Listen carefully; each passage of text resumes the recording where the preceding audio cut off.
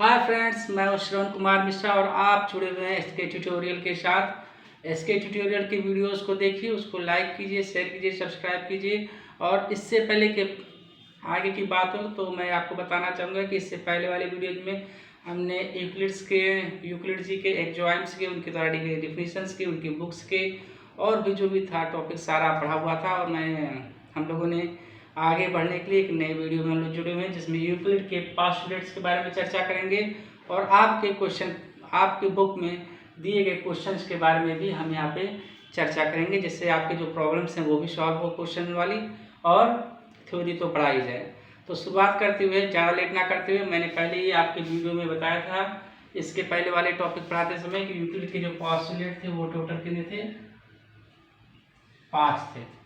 5 postulates are given by Euclid. Okay. Now we come on the first postulate. पहले postulate पे आते हैं जहाँ पे 2 points given है।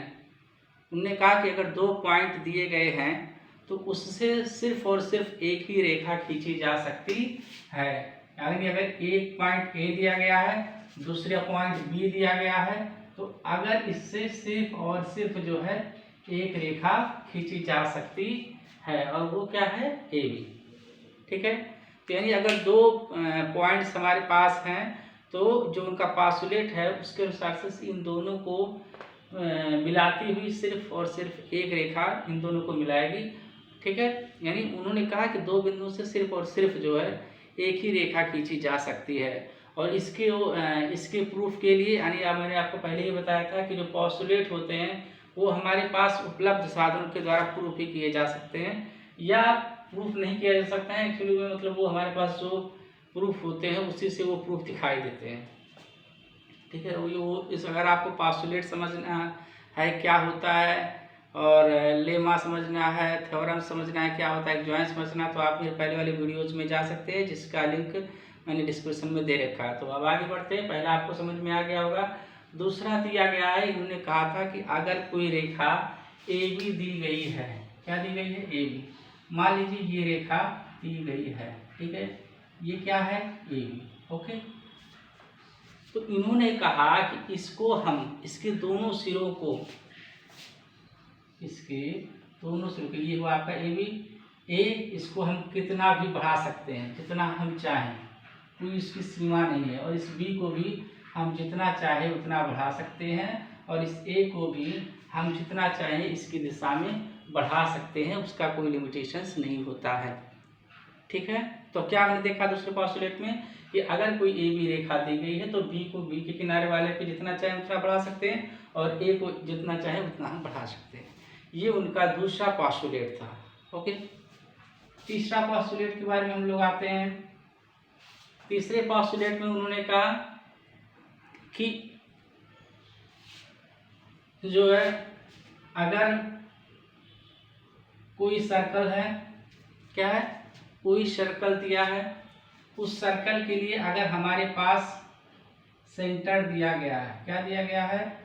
सेंटर दिया गया है और उस सेंटर से हम कोई रेडियस लेते हैं। क्या लेते हैं? रेडियस लेते हैं। रेडियस मीन्स त्रिज्या। क्या होता है? त्रिज्या। सेंटर मीन्स केंद्र।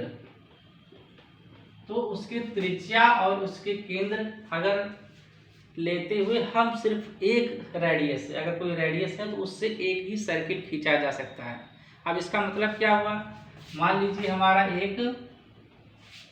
ये सेंटर दिया हुआ है और हम एक रेडियस ले लीजिए 5 सेंटीमीटर का। ये मान लीजिए यहाँ पे पहुँचा, ये हो गया आपका 5 सेंटीमीटर। ठीक है। अब इस 5 सेंटीमीटर को लेते हुए, इस रेडियस को लेते हुए क्या हो गया हमारा? ये आर हो गया, यानी रेडियस है। इस 5 सेंटीमीटर को लेते हुए हम ये क्या खींच सकते हैं?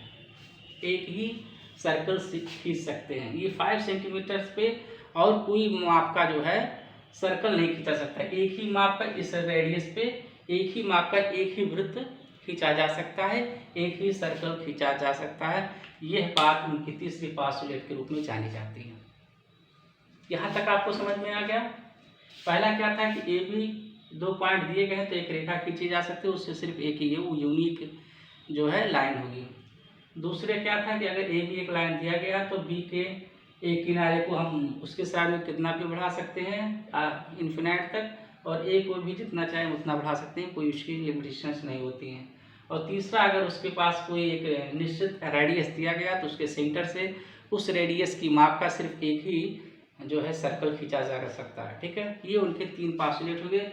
चौथे के और 5वें के लिए आगे बढ़ते हैं। चौथे पे उन्होंने जो उनका चौथा पास्टुलेट था, उन्होंने कहा कि जितने भी समकोण होंगे, राइट एंगल जो भी होंगे, वो सारे एक ही माप के होंगे। वो चाहे ऐसे बने हों, वो चाहे ऐसे बने हों, वो कुछ चाहे ऐसे हो के ऐसे हो गए हों, लेकिन अगर वो बन रहे हैं तो वो जितने भी समकोण दिखेंगे। अब इसको एक ऐसे भी समझ सकते हैं, एक ये हो गया, या ऐसे भी मान सकते हैं कि मान लीजिए 2 रेखाएं दी गई हैं, तीसरा काट रहा है, तो अगर हो सकता है अगर ये 90 बन रहा है और ये भी 90 बन रहा है, यानी ये जो है राइट एंगल बना रहा है, ये राइट एंगल बना, तो ये दोनों राइट एंगल एक जैसे ही आपको होंगे, एक ही माप के होंगे, एक जैसे ही दिखेंगे, उनकी माप, उनका दिखना या उनका जो शेप है वो अलग नहीं होगा। ठीक है, चौथा क्लियर हो गया, यानी सारे समकोण जितने भी राइट एंगल होंगे सब एक जैसे ही होंगे। 5वें पे आते हैं। 5वां उनका थोड़ा सा जो है अलग तरीके का है, और एक्चुअल में जो 5वां पोस्टुलेट था उसको यूक्लिड ने, ये आपका जो मैं बताने जा रहा हूँ ये आपके क्वेश्चन बुक का फर्स्ट लेसन्स का, जैसे 5.1 आपका जो लेसन है उसका लास्ट क्वेश्चन है, इसको उसी में मैं डिफाइन भी कर दे रहा हूँ। पोस्टुलेट 5 पढ़ाते हुए मैं उस क्वेश्चन को भी इसी में डिराइव कर दे रहा हूँ, आप उसको समझ सकते हो और वही इसमें लिखेंगे। ठीक है, तो उनका जो 5वां पोस्टुलेट था उसमें उन्होंने कहा कि मान लीजिए 2 तिर्यक रेखाएं हैं, थोड़ा तिर्यक 2 रेखाएं हैं, थोड़ा तिरछी हो जाएंगी। ठीक है, मान लेते हैं ये L है और ये M है। ठीक है, ये L रेखा, ये M रेखा है, और इसको एक तिरछी रेखा काट रही है जो कि N है, और ये ठीक है, और अगर ये 90 है, या ऐसे समझिए कि और तो जो 2 ये कोण बन रहे हैं, ठीक है, जो ये 2 कोण हैं, इसको मान लेते हैं हम लोग 1 और इसको मान लेते हैं 2। तो जो 1 और 2 का जो सम है, 1 और 2 का एंगल 1 प्लस एंगल 2 का जो सम है, वो 2 समकोणों से ये क्या होगा, 180 से क्या होगा, ये कम होगा, यानी ये दोनों 90-90 नहीं होंगे। ठीक है, क्या नहीं होंगे, ये 90-90 नहीं होंगे, ये दोनों का जो सम है 180 से कम होगा, और जब 180 से कम होगा तो ये दोनों रेखाएं आपस में जाकर के कहीं ना कहीं एक दूसरे को क्या करेंगी, टच करेंगी। ये उनका जो था 5वां पास्टुलेट था, और 5वें पास्टुलेट्स को उन्होंने एक्चुअल में जब पहले यूक्लिड थे उन्होंने सोचा कि ये एक प्रकार का थ्योरम है, पर वो बाद में उसको प्रूफ नहीं कर पाए, तो ये पास्टुलेट्स के रूप में जाने लगा। और वो ये यूक्लिड का ही मानना नहीं था, बहुत सारे जो उस टाइम के गणितज्ञ थे उन सबका मानना था, पर जब इसको डिराइव करने के चक्कर में यूक्लिड ने बहुत सारे प्रयोग किए, बहुत सारी आकृतियाँ निकाली, तो वहाँ से एक नए कॉन्सेप्ट का जनरेशन हुआ। अभी तक हमने इसमें जितने सारे अब तक यूक्लिड्स में पढ़े होंगे सब 2 डायमेंशनल के शेप्स थे, यही से 3 डायमेंशनल 4 डायमेंशनल शेप्स की शुरुआत हुई, और यहाँ से इनके इस प्रयोग से स्फेयर की शुरुआत हुई। स्फेयर बना, क्या बना, स्फेयर। स्फेयर क्या होता है, गोला। गोला क्या होता है, इसमें 3 डायमेंशनल की चीजें होती हैं, एक्स वाई जेड। क्या होता है, एक्स वाई और जेड, यानी हाइट, लेंथ, हाइट और लेंथ, हाइट भी उसमें आ जाएगा, और विड्थ तो था ही पहले से, लेंथ और विड्थ था और हाइट भी आ गया। तो इस स्थिति में क्या हुआ कि एक स्फेयर बना। ठीक है, एक स्फेयर का कॉन्सेप्ट भी जनरेट हुआ। किसका कॉन्सेप्ट जनरेट हुआ, स्फेयर का कॉन्सेप्ट जनरेट हुआ और इस स्फेयर से इलिप्स का भी कॉन्सेप्ट जनरेट हुआ। दीर्घवृत्त हुआ क्या उसमें कि जब हमारा वो ठोस हुआ, मान लीजिए यूँ आपको आ गया, ऐसे समझ लीजिए, ऐसे थोड़ा सा इसको ठोस समझ लेते हैं, इसको यूँ आ गया और इसके अंदर से इसके जो सेंटर है यहाँ से इसको आधे भाग में जब कटा मतलब उसको कट किया तो वो एक इलिप्स का साइज निकालने लगा और एक इलिप्स की भी कॉन्सेप्ट वो आया, वहाँ से स्फेयर का भी कॉन्सेप्ट आया। इसका मतलब ये कि वहाँ से जो थर्ड डायमेंशन जितनी भी आकृतियाँ थी, चाहे वो स्फेयर हो चाहे इलिप्स हो, उन सब का भी यहीं से उद्भव आरंभ हुआ और तब जाकर के ये पांचवा पास्टुलेट जो था वो थ्योरम नहीं बन पाया और बल्कि एक नए कॉन्सेप्ट, एक नए गणितीय जो कि यूक्लिड से बिल्कुल अलग था उसका शुरुआत हुआ और आज उन सब के बारे में हम पढ़ते हैं। ठीक है, ये इनका पांचवा पास्टुलेट था और यही हमें आपके 7वें क्वेश्चन में जो कि 5.1 में लिखना है। ठीक है, कि वो पांचवा पास्टुलेट थ्योरम क्यों नहीं बन पाया और उससे कौन सा नया कॉन्सेप्ट का जनरेशन हुआ। ठीक है, जनरेट हुआ। अब आते हैं जो मुझे 3 क्वेश्चन जो बहुत इम्पॉर्टेंट लगे आपकी बुक में, जो मुझे लगा कि आपको जानना चाहिए, वो मैं आपको बताने आ रहा हूँ, बताता हूँ। इसमें जो है आपका सबसे पहले कुछ ट्रू फॉल्स दिए गए हैं। वो ट्रू फॉल्स में मैंने जितने भी पढ़ा है डेफिनेशन में दिए हुए हैं, आप उनको देखेंगे तो आसानी से कर पाएंगे, नहीं कर पाते तो आप बताइए, मैं करूँगा। तो आगे चलते हैं। सबसे पहला इसमें आपका एक क्वेश्चन नंबर 2 में दिया गया कि डेफिनेशन से दीजिए, तो पैरेलल लाइंस पहला दिया गया है। पहला क्या है? पैरेलल लाइंस सबसे पहले दिया गया है, पैरेलल लाइन। ठीक है, अब पैरेलल लाइन जो होता है, पहले तो इसका जो सिंबल है वो कुछ ऐसा होता है, ये आप जान लेंगे। पैरेलल लाइन क्या होता है कि अगर 2 लाइंस दी गई हैं और इनमें जो डिस्टेंस इन दोनों लाइन के बीच का, चाहे वो यहाँ पे हो, चाहे वो यहाँ पे, चाहे वो यहाँ पे, चाहे वो यहाँ पे हो, कहीं पर भी हो, अगर इन दोनों के बीच का जो डिस्टेंस है वो सेम है, मान लीजिए 5 है, हर जगह पे इन दोनों लाइनों के बीच का जो डिस्टेंस है वो सेम है, मैंने यहाँ पे मान लिया 5 है, तो ऐसी 2 लाइनें क्या कहलाएंगी? पैरेलल लाइनें कहलाएंगी। और ये दोनों लाइनें आपस में कभी एक दूसरे को टच नहीं करेंगी, क्योंकि अगर वो दोनों की दूरी हमेशा एक जगह समान है तो वो एक सीधी रोड की जगह जाएंगी, जो 2 रोड के जैसे 2 किनारे होते हैं जो कभी आपस में नहीं मिलते, ठीक उसी तरीके से। ठीक है, अगला क्या है? अगला है परपेंडिकुलर। अगर एक लाइन पे दूसरी लाइन जब काट रही है तो 90 डिग्री का कोण बन रहा है, तो वो क्या कहला रहा है? परपेंडिकुलर कहला रहा है, लंब रेखाएं कहला रहा है। यहाँ पर थी समांतर रेखाएं और ये कहलाएंगी लंब रेखाएं। क्या कहलाएंगी? लंब रेखाएं कहलाएंगी, परपेंडिकुलर रेखाएं कहलाएंगी। ठीक है, और इसको हम सिर्फ इस चिन्ह से डिनोट करते हैं। रेडियस आप जान ही रहे, मैंने अभी आपको बताया कि अगर ये कोई सर्कल है और यहाँ से ये दूरी यानी डायमीटर का आधा क्या होता है? डायमीटर का हाफ, मीटर का जो है हाफ क्या होता है? रेडियस होता है। डायमीटर का जो हाफ है वो रेडियस होता है और रेडियस उसके सर्किल के सेंटर से होकर जाता है। यहाँ तो बात क्लियर। अगला है स्क्वायर। स्क्वायर जो है वह चतुर्भुज है जिसकी 4 भुजाएं बराबर होती है। बहुत ही सिंपल सा आप लिख सकते हैं और उसको दिखाने के लिए आप दिखा सकते हैं कि इसकी 4 भुजाएं बराबर होती है, या उसके जो बहुत सारी कंडीशंस होती है कोई भी उसमें दिखा करके इसको आप लिख सकते हैं। अगला क्वेश्चन आते हैं, क्वेश्चन नंबर 2 है, थोड़ा सा इसको समझते हैं।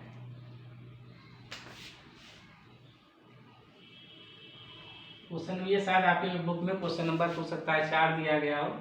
क्वेश्चन नंबर 2 इसमें ये दिया है कि अगर कोई रेखा ए बी है, ठीक है, कौन सी रेखा दी गई है? ए बी रेखा दी गई है, इसके बीच में कोई बिंदु सी दिया गया है।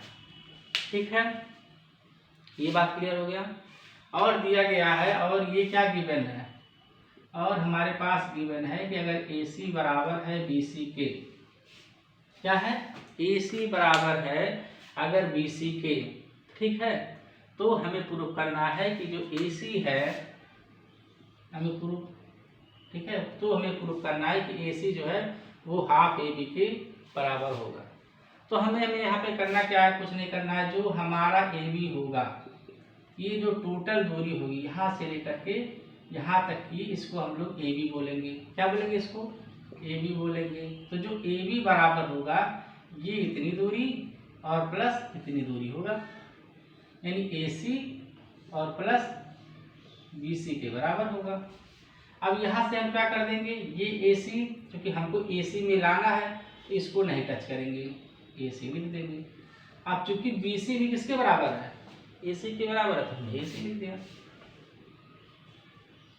अब क्या हो गया, A B is equal to, this implies that A B is equal to, इन दोनों को मिला के 2ac आ गया। तो इसका मतलब क्या हुआ कि ए सी जो है वो हमारे हाफ 2b के ए बी के बराबर होगा, और यही हमें क्या करना था, इस क्वेश्चन में प्रूव करना था। ओके, ये आपका दूसरा क्वेश्चन हो गया। यहाँ तक कोई समस्या आपको? अगर कुछ भी इसमें समस्या आती है आप मेरे कमेंट में बोलेंगे, मैं उसको दोबारा से आपको यहाँ पे आके समझा दूँगा। ओके, कोई प्रॉब्लम? चलिए अगला हम लोग आते हैं। ये क्वेश्चन आपका 6 नंबर का क्वेश्चन है आपकी बुक में। इसमें दिया गया है कि अगर कोई फिगर आपके पास है, कोई रेखा है, इसमें ए बी सी और डी ऐसा है, ठीक है, और दिया गया है कि जो ए सी है, ये चीज जो है, क्या गिवन है हमारे पास, ए सी जो है वो किसके बराबर है, बी डी के बराबर है। ए सी जो है वो बी डी के बराबर है। तो हमें प्रूव क्या करना है, वो क्वेश्चन में क्या था प्रूव करने को,